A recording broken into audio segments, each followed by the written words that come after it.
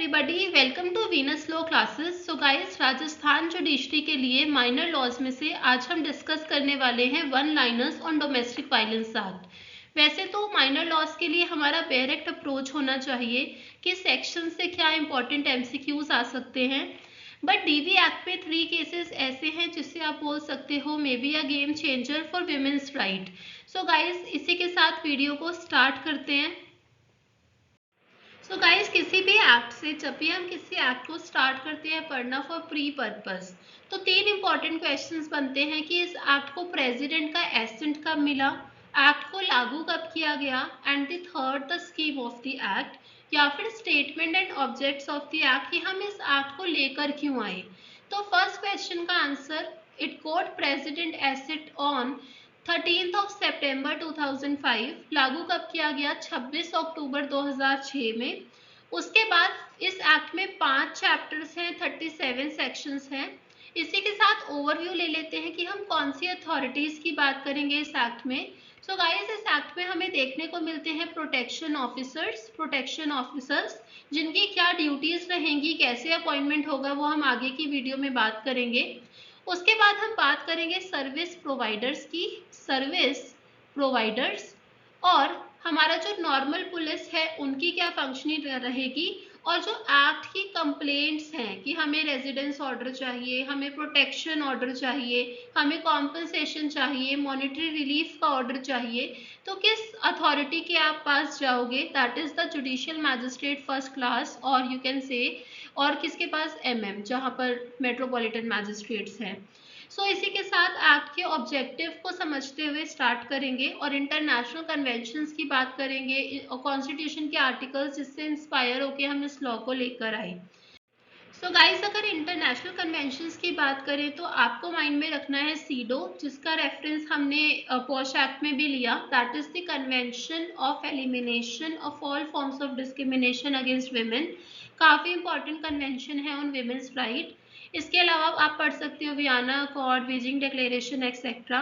Constitution की बात करें तो article 14, 15 and 21 that is right to life, which means a dignified life. तो अगर डोमेस्टिक वायलेंस के केसेस हो रहे हैं अगेंस्ट विमेन, तो क्या हम बोल सकते हैं उनके कॉन्स्टिट्यूशनल जो राइट्स हैं हम उनको फुलफिल कर पा रहे हैं? Answer is no.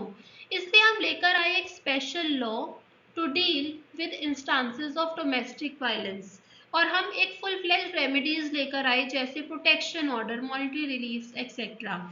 तो अगर हम पहले देखते हैं डीवी एक्ट से, तो क्या रेमेडी होती थी क्रिमिनल लॉ में? अगर विमेन का हस्बैंड या उसके रिलेटिव्स उनके अगेंस्ट क्रुएलिटी कर रहे हैं, डाउरी डिमांड्स के लिए उसको हैरेस कर रहे हैं, तो 498A आप केस फाइल कर सकते थे।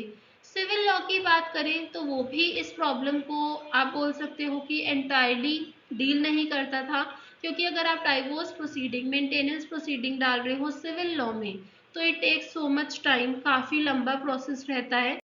तो अगर हम यहाँ से पढ़ें, DV act is enacted to provide remedy in civil law for the protection of women from being victims of domestic violence. तो चाहे यहाँ पे एक्ट के स्टेटमेंट एंड ऑब्जेक्ट्स में, प्रियम्बल में यहाँ पे रेफर कर रहे हैं रेमेडी इन सिविल लॉ, पर आपको ध्यान रखना है जो इसमें अथॉरिटी है, it is going to be judicial magistrate first class. Even हम इसमें जो प्रोसीजर है वो भी क्रिमिनल लॉ का कर रहे हैं follow, we are following the procedure of criminal law, या फिर ऑफ इट्स ओन प्रोसीजर ऐसा लिखा है, तो आप कंफ्यूज मत होइएगा।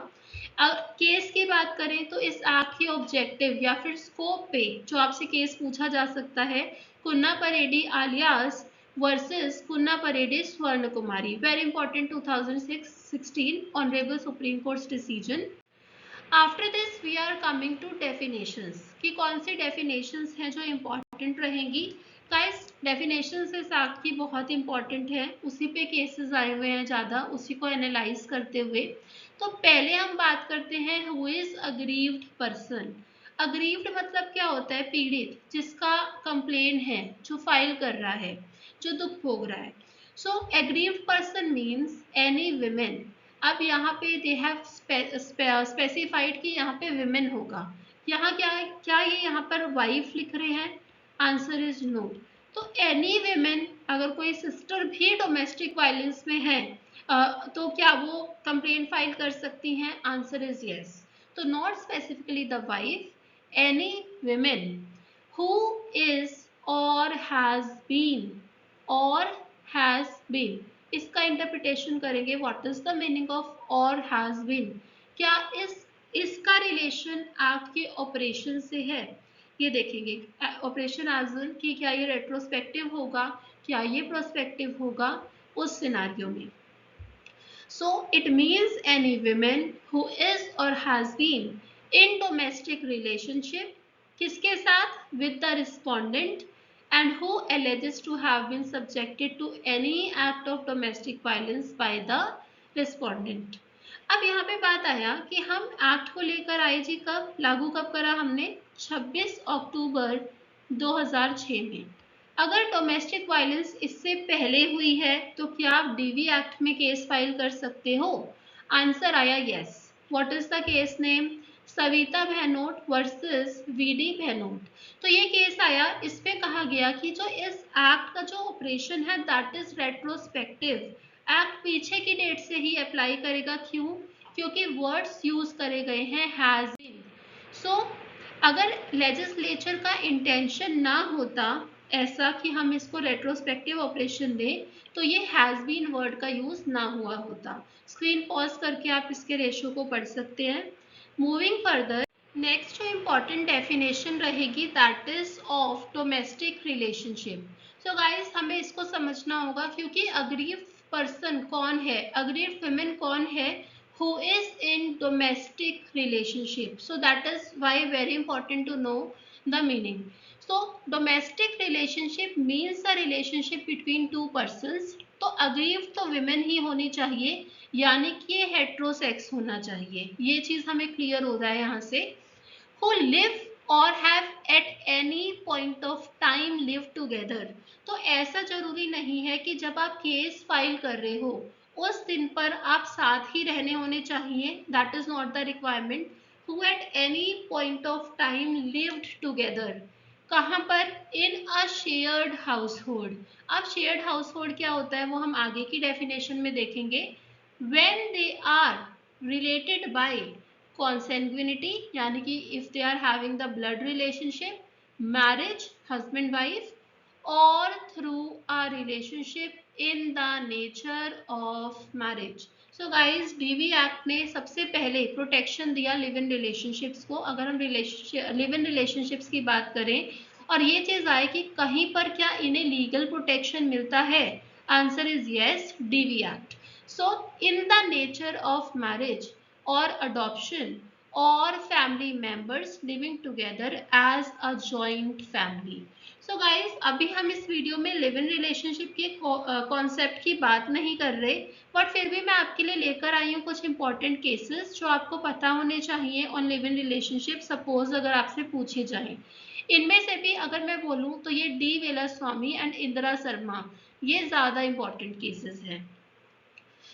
ऐसा नहीं है कि हर relationship will constitute live in relationship, इसके लिए डिफरेंट पैरामीटर्स होते हैं जिनका आंसर्स आपको इन केसेस में मिलता है।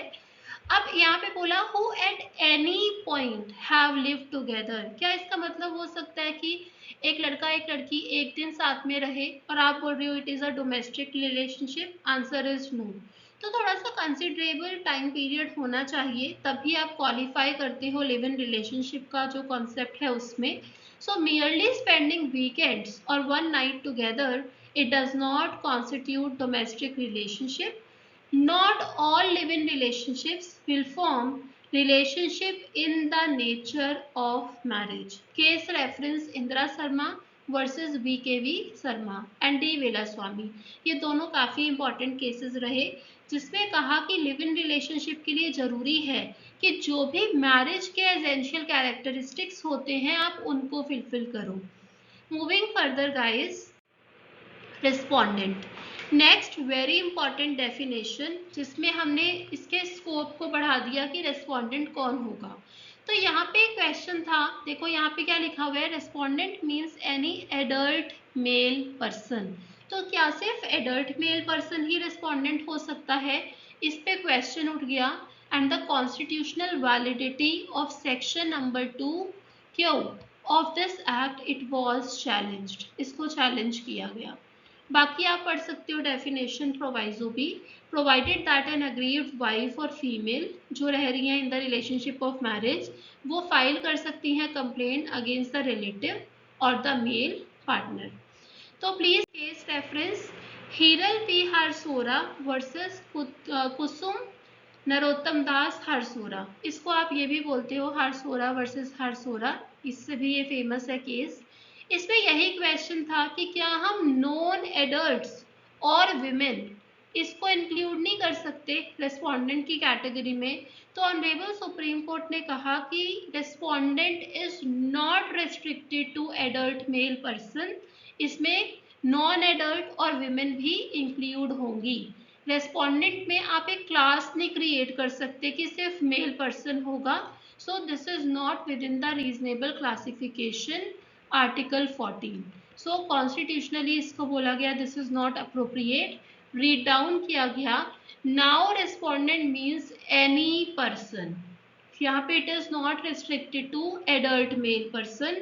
Harsora versus Harsora, you have to remember this case law, very important. I hope you have got the case. क्या इसका साइटेशन रहा, क्या इसका रेशो रहा? All right guys, so moving on to the next definition that is of shared household। तो पहले हम इस डेफिनेशन को पढ़े, पहले हम एक क्वेश्चन रेज करेंगे कि अगर किसी विमेन को शेयर्ड हाउस होल्ड में राइट टू रेजिडेंस चाहिए, रेजिडेंस ऑर्डर की हम बाद में बात करेंगे जब हम वीडियो को कंटिन्यू करेंगे, तो क्या ये जरूरी होगा कि उस अग्रीव विमेन का कोई राइट, टाइटल या इंटरेस्ट होना चाहिए? मीनिंग देयर बाय क्या विमेन का प्रोप्राइटरी इंटरेस्ट हो उस शेयर्ड हाउस होल्ड में, तभी उन्हें रेजिडेंस ऑर्डर ग्रांट हो पाएगा? तो अभी हम डेफिनेशन को पढ़ेंगे और इसके कंक्लूजन पे जाएंगे।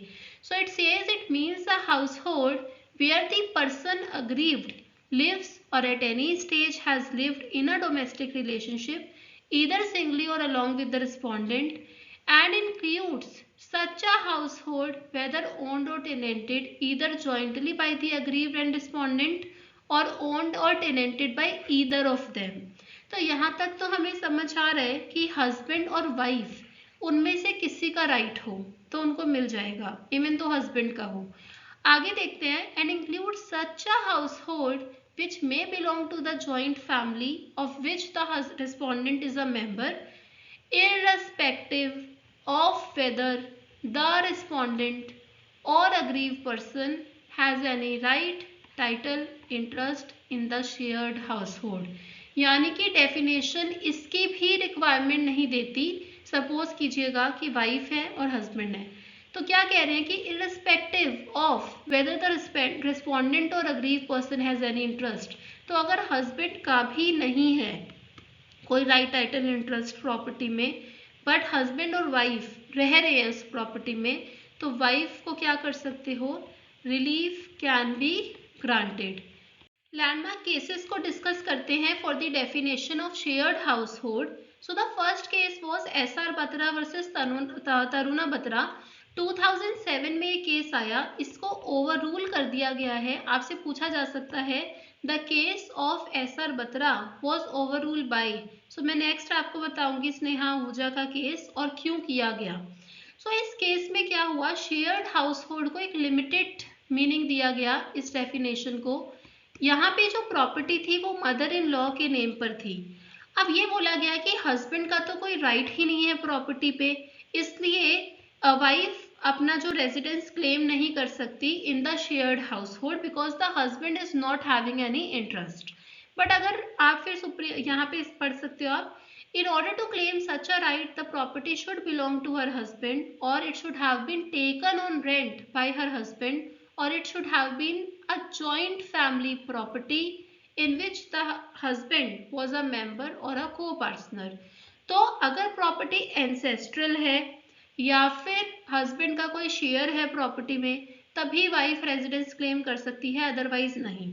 लेकिन फिर क्या हुआ, जैसे टाइम फिर केस आया सतीश चंद्र आहूजा वर्सेस स्नेहा आहूजा। इस केस में उसे ओवररूल कर दिया गया। बोला गया कि अगर हस्बैंड का भी इंटरेस्ट टाइटल नहीं है लेकिन शेयर्ड हाउस होल्ड था, तो क्या होगा, वहां पर विमेन उसको उसके फेवर में क्या किया जा सकता है, रेजिडेंस का ऑर्डर पास किया जा सकता है, सेक्शन 17 प्लस सेक्शन नंबर 19। सो यहाँ पे ये चीज एक काफी पाथ ब्रेकिंग केस लॉ बोला जाता है with respect to women's right. क्योंकि यहाँ ये बोला गया कि irrespective of the right title interest even of the husband, अगर आप किसी जॉइंट फैमिली में रह रहे हो, और if it is a shared household, और अगर आपका डोमेस्टिक रिलेशनशिप था, तो you will be entitled to right to residence. I hope आपको क्लियर होगा। आपसे पूछा जाएगा स्नेहा आहूजा ने कौन से केस को ओवर रूल किया, you will be saying SR Batra case, SR Batra versus Taruna Batra. I hope this is clear. Now moving on to the next chapter, that is chapter number 2, domestic violence. यहाँ से आपका एक ही क्वेश्चन बनता है MCQ का कि कितने टाइप ऑफ एब्यूज बता रखे हैं in the definition of domestic violence. तो आप ये थोड़ा सा पढ़ सकते हो। ये 5 हैं। 1 is physical abuse, 2nd is sexual abuse, 3rd is verbal abuse, 4th is emotional abuse and 5th is economic abuse. तो आपसे ये पूछ लेंगे, कुछ बीच में कुछ और डाल देंगे, तो आपको इसमें फाइंड आउट करना है कि 5 types of abuse they are giving us. इसके बाद आगे चलते हैं। तो अगर सपोज करो कोई अनलॉफुल डिमांड्स कर रहा है फॉर डाउरी, तो क्या हम इसे बोलेंगे कि ये एक डोमेस्टिक वायलेंस का केस बनता है? Answer is yes. So otherwise आप थ्रेट कर रहे हो अग्रीव्ड पर्सन को, तो that is also domestic violence. या किसी और तरीके से फिजिकल और मेंटल इंजरी देना चाहते हो अग्रीव्ड पर्सन को, everything is included in the definition of domestic violence. हमारे लिए इंपॉर्टेंट है कि हम 5 कैटेगरी, 5 टाइप ऑफ अब्यूज को ध्यान रखें। Moving further guys, chapter number 3, powers and duties of protection officer और सर्विस प्रोवाइडर्स एक्सेट्रा। मैंने आपको बताया कि इसमें एक अथॉरिटी है, that is the protection officer. अब हम ये देख रहे हैं कि इनके क्या क्या ड्यूटीज रहेंगी, क्या क्या पावर्स रहेंगे।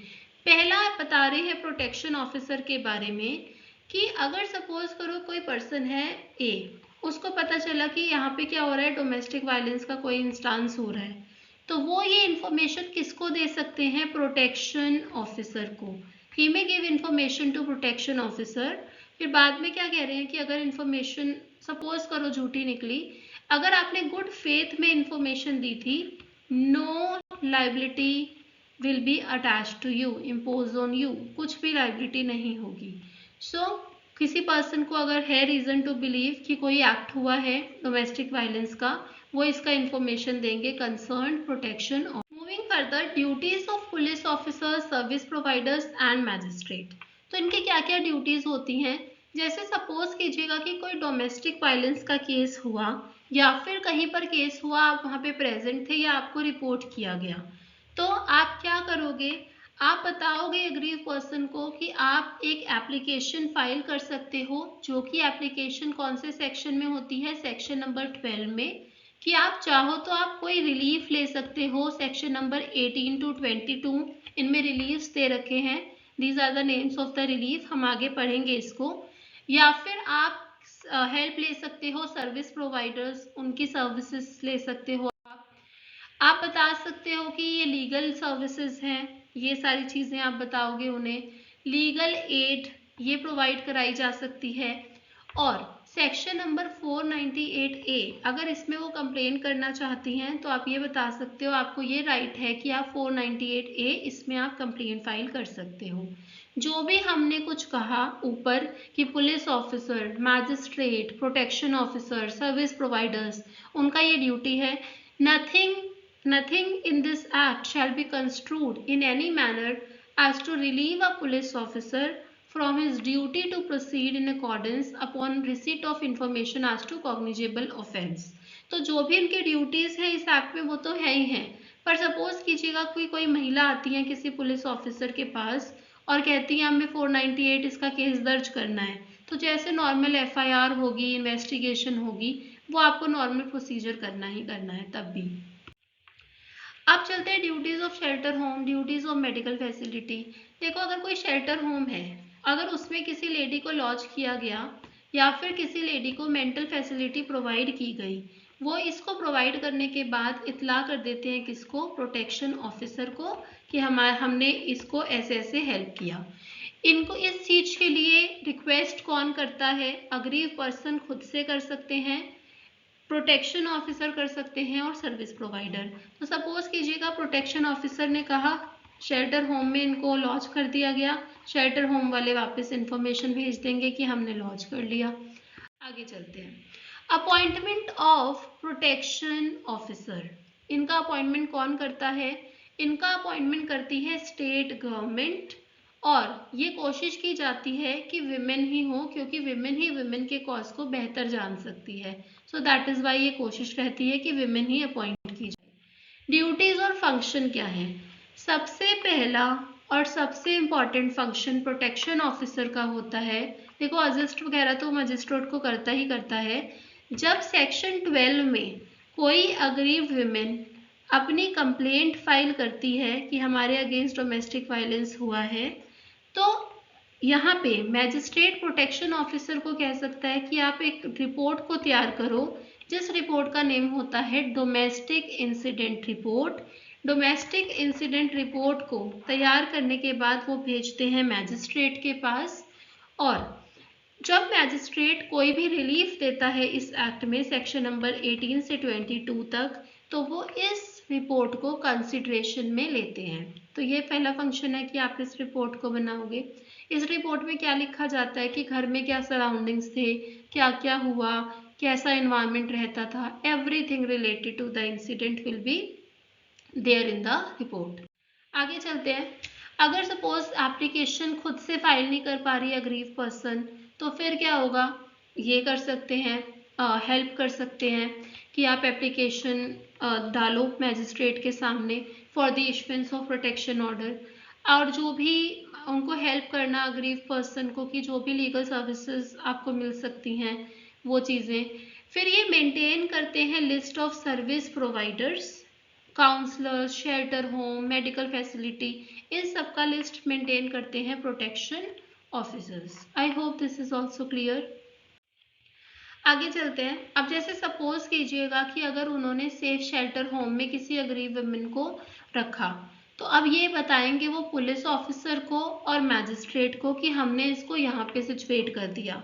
सपोज कीजिएगा आपने किसी का मेडिकल एग्जामिनेशन कराया, फिर वो आप पुलिस को और मैजिस्ट्रेट को बताओगे कि इस पर्सन का हमने मेडिकल फैसिलिटी का यूज़ करके मेडिकल एग्जामिनेशन कराया।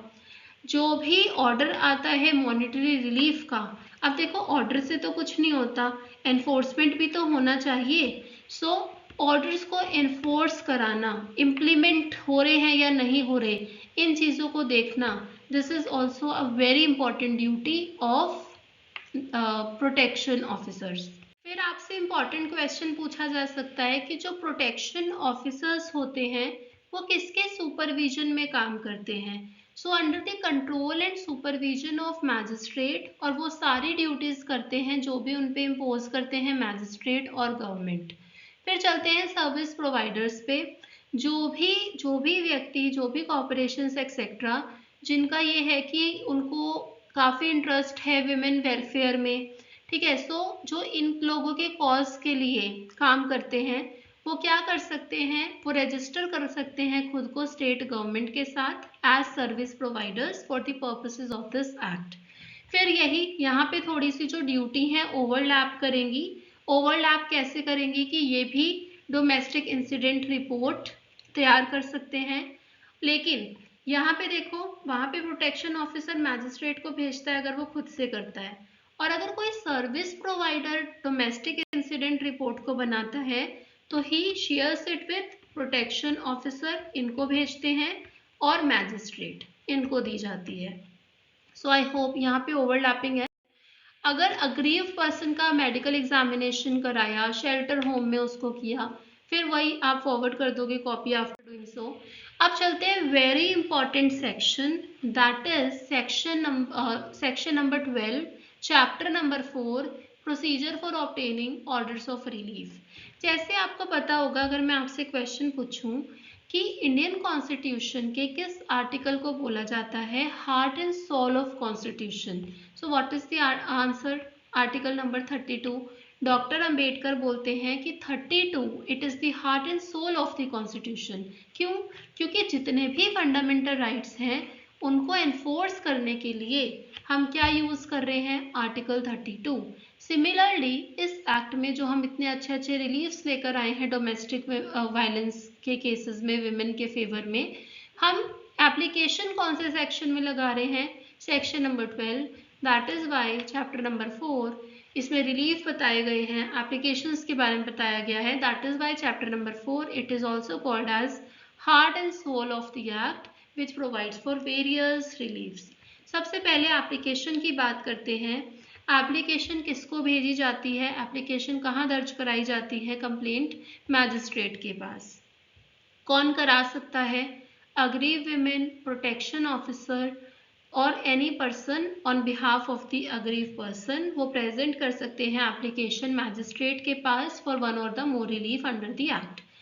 अगर यहाँ पे बोला है मैजिस्ट्रेट ने कि प्रोटेक्शन ऑफिसर या फिर सर्विस प्रोवाइडर आप डोमेस्टिक इंसिडेंट रिपोर्ट को बनाओ, तो अगर ऐसा है तो before passing any order magistrate shall take into consideration that report.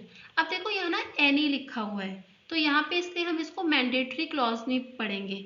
अगर मैजिस्ट्रेट कहते हैं कि इसमें हो और प्रोटेक्शन ऑफिसर बनाते भी हैं रिपोर्ट तो शैल कंसिडर, लेकिन अगर नहीं है तो तब आप ऐसे भी कर सकते हो। अब यहाँ पे देखो कि जो भी रिलीफ आप इसमें दोगे उसमें इन एडिशन आप कॉम्पनसेशन भी दे सकते हो without prejudice to the right of such person to institute a suit or compensation for damages for injuries. लेकिन अगर सपोज करो कि आप कॉम्पनसेशन के लिए कोई और केस फाइल कर देते हो तो फिर वो सेट ऑफ कर दिया जाता है अमाउंट को, बिकॉज डबल पेनल्टी तो नहीं लगा सकते रिस्पोंडेंट पे भी। नाउ मैजिस्ट्रेट को कितने टाइम पीरियड में डेट फिक्स करनी होती है फर्स्ट हियरिंग की?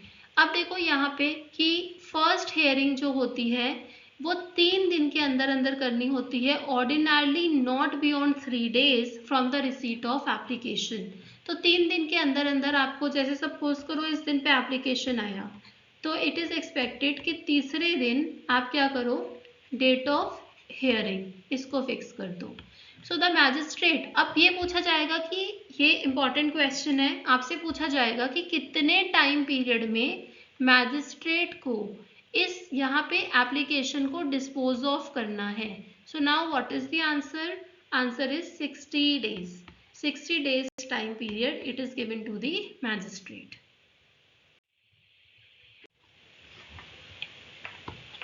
अब वैसे ये बहुत इंपॉर्टेंट नहीं है, it is not required that you remember this cases, but ये थोड़ा सा कॉन्सेप्ट वाइज आपको हेल्प करेगा तो आप इसको देख सकते हो। आपसे पूछा जाएगा कि जो लिमिटेशन दे रखा है for certain offences under CrPC, क्या वो डोमेस्टिक वायलेंस एक्ट में भी लगता है?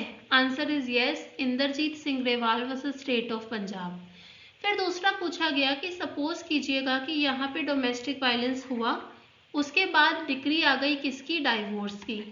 अब क्योंकि डाइवोर्स डिक्री आ गई तो क्या ये फैक्ट एब्सॉल्व कर देगा हस्बैंड को उसकी लाइबिलिटी से under the DV act? Answer is no. So it will not absolve husbands from his liability under this act. I hope ये भी क्लियर है।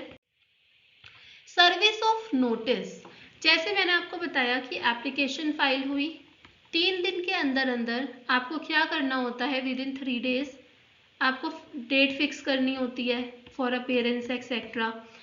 अब यहाँ पे दूसरी पार्टी को नोटिस भी तो देना पड़ेगा, तो वो कैसे दिया जाएगा?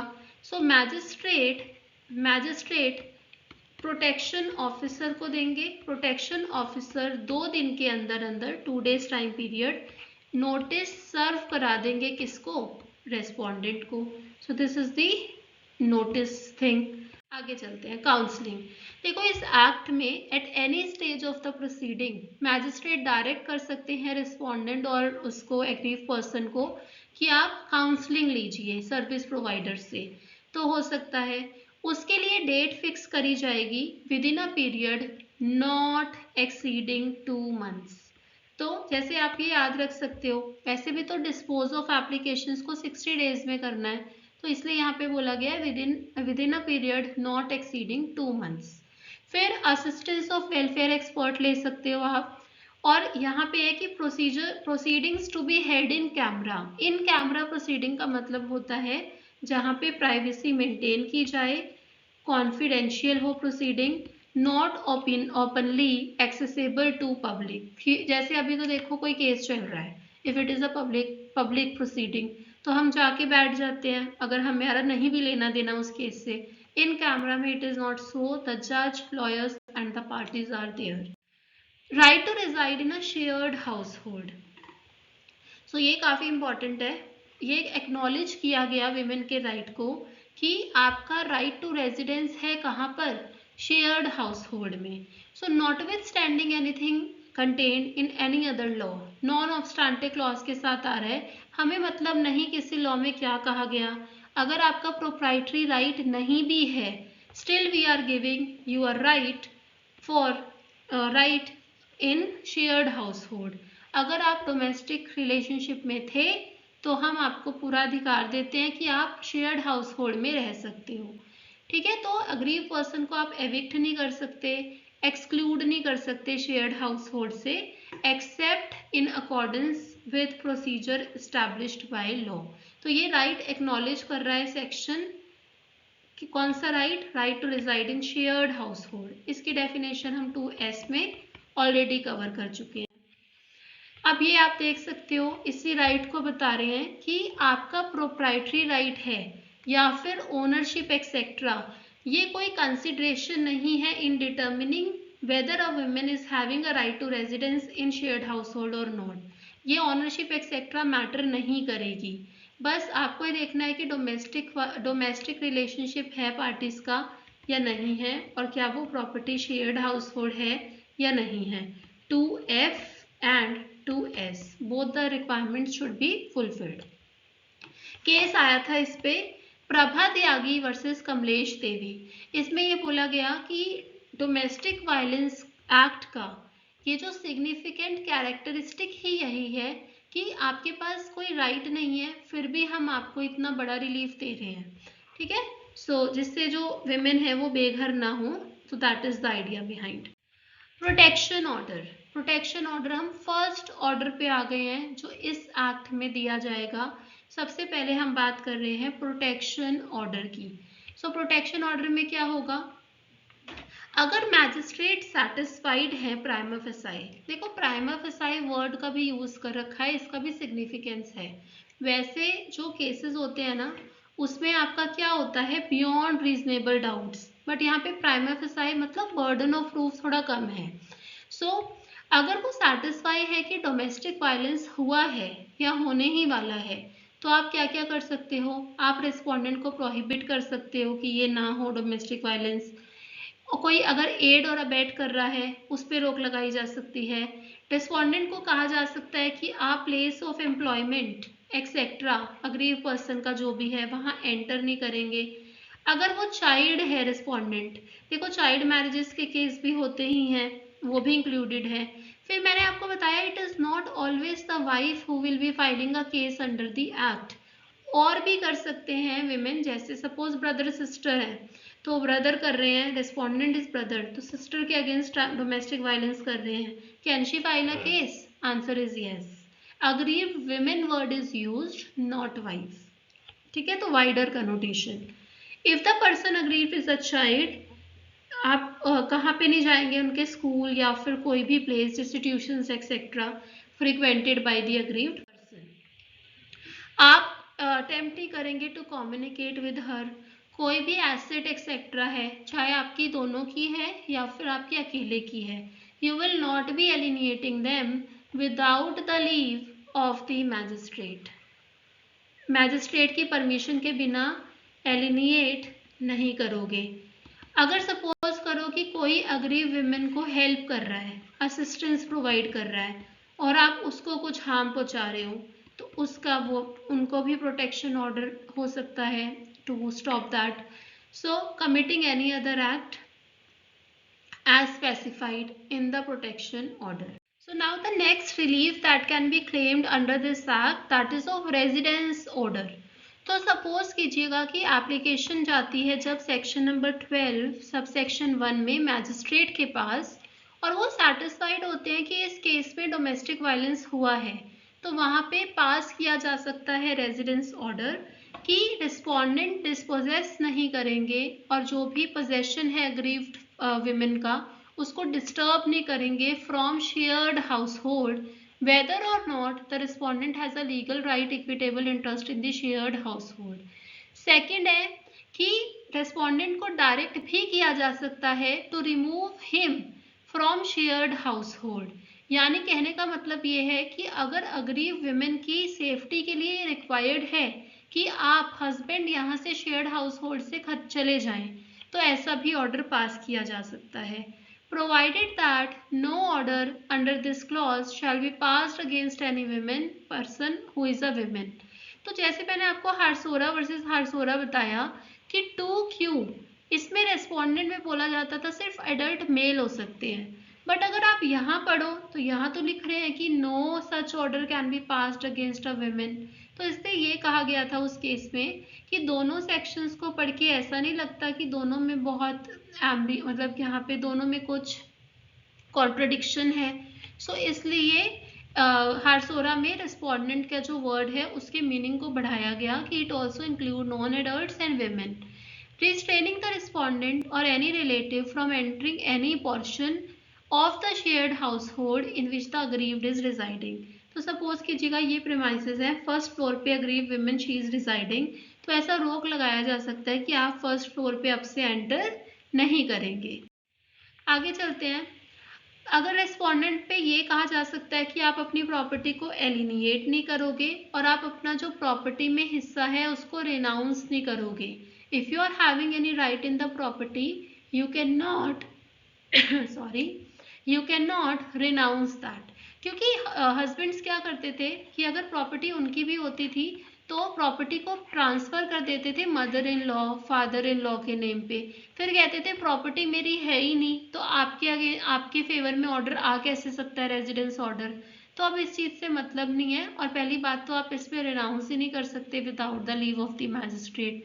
और अभी तो इतना ज़्यादा मतलब विमेन फ्रेंडली लॉ बोलो कि अगर हस्बैंड का भी राइट नहीं है लेकिन जॉइंट फैमिली में आप रहते थे तो तब भी ये रेजिडेंस ऑर्डर पास किया जा सकता है।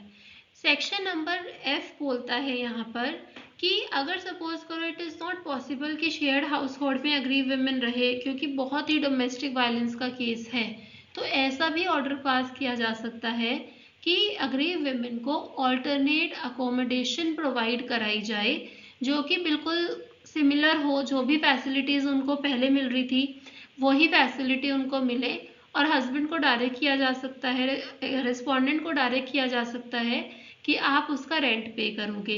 जयदेव रजनीकांत श्रॉफ इस केस में यही कहा गया था कि बिल्कुल आइडेंटिकल तो नहीं हम बोलते पर विमेन को सेम फैसिलिटीज़ मिले जो उनको पहले मिल रही थी जब वो शेयर्ड हाउस होल्ड में रहती थी, अगर आप ऑल्टरनेट अकोमोडेशन प्रोवाइड करते हो तो। अगर मैजिस्ट्रेट को लगता है कि कोई और कंडीशन लगानी चाहिए तो वो भी लगा सकते हैं, taking into consideration the safety of the aggrieve women. जब भी मैजिस्ट्रेट ऑर्डर पास करेंगे the court may also pass an order directing the officer in charge of the police station that is SHO to give protection to the aggrieved person or to assist her on making or the person making the application in the implementation of the order। तो suppose करो कि respondent enter कर रहा है work place पे बार बार shared household में जो उनका पोर्शन है वहाँ एंटर कर रहा है तो पुलिस की हेल्प ली जा सकती है। So you can always take the help from police officers. अब आगे देख सकते हैं यहाँ पे या आप सेल्फ रीड कर लेना, जैसे अगर सपोज कीजिएगा कि विमेन का स्त्री धन था तो ये ऑर्डर हो सकता है कि उसको रिटर्न कर दिया जाए।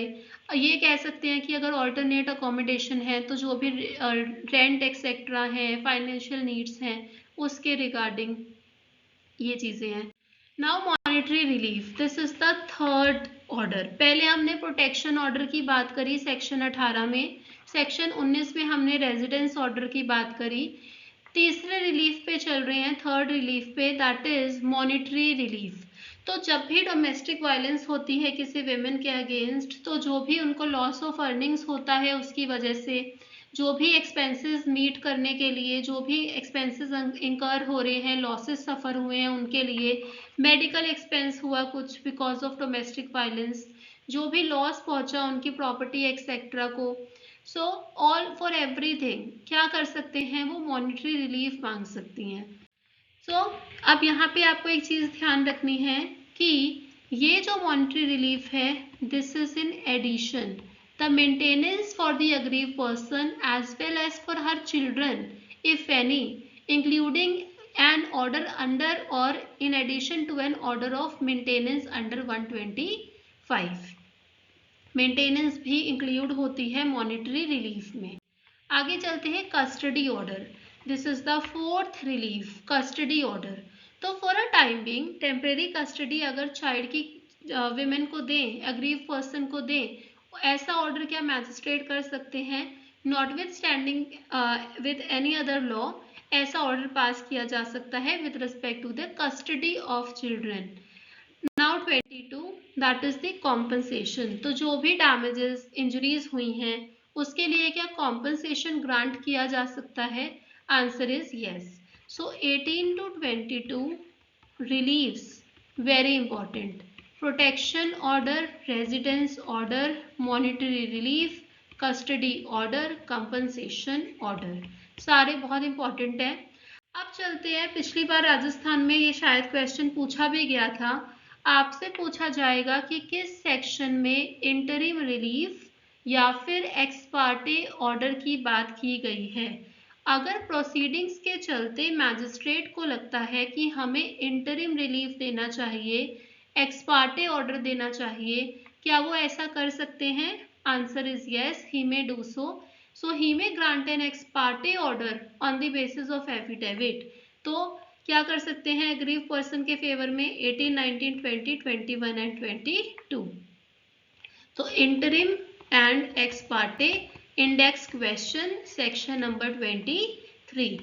मूविंग फर्दर, जो भी कॉपीज एक्सेट्रा हैं वो दी जाएंगी रेस्पोंडेंट को, एग्रीव पर्सन को, प्रोटेक्शन ऑफिसर को और सर्विस प्रोवाइडर को इफ एनी। फिर ड्यूरेशन और ऑल्ट्रेशन, जब तक अग्रीव पर्सन अप्लाई नहीं करते फॉर डिस्चार्ज तब तक ये वैलिड रहता है। अगर आप इसमें कुछ चेंजेस कराना चाहते हो तो आप 25(2) में करा सकते हो। जैसे मैंने आपको बताया कि मॉनेटरी रिलीफ में मेंटेनेंस भी होगा, आपने मेंटेनेंस दिया, मेंटेनेंस को चेंज कराना है just because of the change in the circumstances, आप इसे बढ़ाना घटाना चाहते हो तो क्या होगा, आप करा सकते हो 25(2). रिलीफ इन अदर सूट्स और लीगल प्रोसीडिंग, ऐसा नहीं है कि डोमेस्टिक वायलेंस एक्ट की हमेशा ही हमेशा अलग से एप्लीकेशन फाइल होती है सेक्शन नंबर 12 में। सपोज कीजिएगा कि कोई पहले से सिविल सूट है या फिर बाद में भी कोई सिविल सूट आपने फाइल किया या कोई क्रिमिनल प्रोसीडिंग चल रही है, तो उस प्रोसीडिंग के अंदर भी एक एप्लीकेशन लगाकर जो भी रिलीफ्स इस एक्ट में दिए गए हैं आप उसको मांग सकते हो, यू में डिमांड देम। तो ऐसा नहीं है हमेशा अलग से हो, just to reduce, to prevent the multiplicity of proceeding, section number 26 is there कि अदर सूट्स लीगल प्रोसीडिंग में आप इस एक्ट के अंडर जो रिलीफ्स प्रोवाइडेड हैं आप उसको मांग सकते हो। तो जो भी यहाँ पे देख रहे हो आप, any relief may be sought for in addition to or along with any other relief that the aggrieved person may seek in such suit। अगर आपको सपोज कीजिएगा किसी और प्रोसीडिंग में in any case relief has been obtained by the aggrieved person in any proceeding other than the proceeding under this act, जैसे आपने 125 maintenance का डाला था केस सीआरपीसी में, आपको 50,000 रुपये प्रति महीना मेंटेनेंस मिल रही थी, आपने यहाँ पे फिर से रेजिडेंस ऑर्डर वगैरह के लिए वापस से एप्लीकेशन फाइल कर दी, कहाँ पर, डीवी एक्ट में। तो अगर आपको ये जो अमाउंट मिला है, you are bound to tell the magistrate कि पहले की प्रोसीडिंग में आई एम सो सॉरी कि पहले की प्रोसीडिंग में मुझे इतना अमाउंट मिल चुका है, duty bound to inform the magistrate. वही है to prevent the double payments की रेस्पोंडेंट को भी आप डबल तो नहीं पे करा सकते। इस पे केस भी है मेंटेनेंस पे कि डबल नहीं होना चाहिए, सेट ऑफ करना चाहिए। Case name is Rajnesh versus Neha, शायद 2022 का है, आप इसका साइटेशन चेक कर लेना, but very important case on maintenance law and the set offs, Rajnesh versus Neha. बात करते हैं जुरिस्डिक्शन की। जुरिस्डिक्शन किसका रहेगा? जुडिशियल मैजिस्ट्रेट फर्स्ट क्लास का, जुडिशियल मैजिस्ट्रेट फर्स्ट क्लास। और कहाँ कहाँ पर रहेगा? जैसे जहाँ पे अग्रीव पर्सन परमानेंटली और टेम्परेली रिसाइड करती हैं वहाँ, या फिर रिस्पोंडेंट का देखा जाएगा कि रिस्पोंडेंट कहाँ रहता है, अपना बिजनेस कैरी ऑन करता है, या फिर कॉज ऑफ एक्शन के हिसाब से देखा जाएगा। जहाँ पे कॉज ऑफ एक्शन हुआ है उस एरिया के मैजिस्ट्रेट के पास जाओगे, और जो भी ऑर्डर पास किया जाएगा एनफोर्सेबल थ्रू आउट इंडिया, इसको प्लीज ध्यान रखिएगा। फिर सेक्शन नंबर 28 में आपको बताया गया है, सेक्शन नंबर 28 में कि कौन सा प्रोसीजर फॉलो होगा। सो सीआरपीसी का प्रोसीजर फॉलो होगा या फिर own procedure can be there. So CrPC आपको ध्यान रखना है। Section number 29 it is dealing with appeal. आपसे पूछा जाएगा कि जो अपील है उसको कितने दिन में आपको फाइल करना है। So the appeal there shall lie an appeal to the court of session। कहाँ पे अपील जाएगी? Court of session. कितने टाइम पीरियड में? 30 days from the date on which the order was passed by the magistrate. So on which the order made by the magistrate is served on the aggrieved person or the respondent। तो magistrate order pass करेंगे, फिर इसको serve किया जाएगा to the aggrieved person or the respondent, whichever is later। ठीक है, सो इतना clear हुआ होगा आपको कि 30 डेज का time period you have to remember and the court of session. Then coming on to the last chapter that is miscellaneous. आपसे पूछा जाएगा कि प्रोटेक्शन ऑफिसर्स और सर्विस प्रोवाइडर्स क्या वो पब्लिक सर्वेंट हैं? Answer is yes, 21। सो आपको ना आईपीसी का भी सेक्शन याद होना चाहिए, 21 में they are deemed to be public servant. अगर सपोज कीजिएगा कि प्रोटेक्शन ऑर्डर इसको वायलेट करता है रिस्पोंडेंट, इसकी ब्रीच करता है, तो क्या आप इसको पनिशमेंट मिल सकता है? Answer is yes, 1 year punishment हो सकता है और फाइन हो सकता है 20,000 का या फिर बोथ। अब जब चार्ज होगा, चार्ज बनाया जाएगा कि ब्रीच हो रही है प्रोटेक्शन ऑर्डर की, तो फिर वहां पे क्या आईपीसी का 498A, अगर सपोज करो कि वो डोमेस्टिक वायलेंस कर ही रहा है, रुक ही नहीं रहा, so even after the order फिर इसको भी नहीं फुलफिल कर रहा, तो क्या साथ ही साथ 498 इसका चार्ज, या फिर डाउरी मांगे जा रहा है तो डाउरी प्रोहिबिशन एक्ट, इसमें आप चार्ज क्रिएट कर सकते हो? Answer is yes. तो सारा जॉइंट हो जाएगा ट्रायल। आगे चलते हैं, कॉग्निजेंस एंड प्रूफ। तो ये जो भी सेक्शन 31 में हमने बात की कि जो ये ब्रीच करना ये एक ऑफेंस कहलाया जाता है, और ये जो ऑफेंस होता है it is cognizable and non bailable in nature. Upon the sole testimony of the aggrieved person, court conclude कर सकती है कि हाँ जी ब्रीच हुई है। सेक्शन नंबर 33, अगर कोई प्रोटेक्शन ऑफिसर अगर अपनी जो ड्यूटीज हैं उसको फुलफिल नहीं कर रहा, रिफ्यूज कर रहा है, सेम पनिशमेंट 1 ईयर 20,000 बोथ।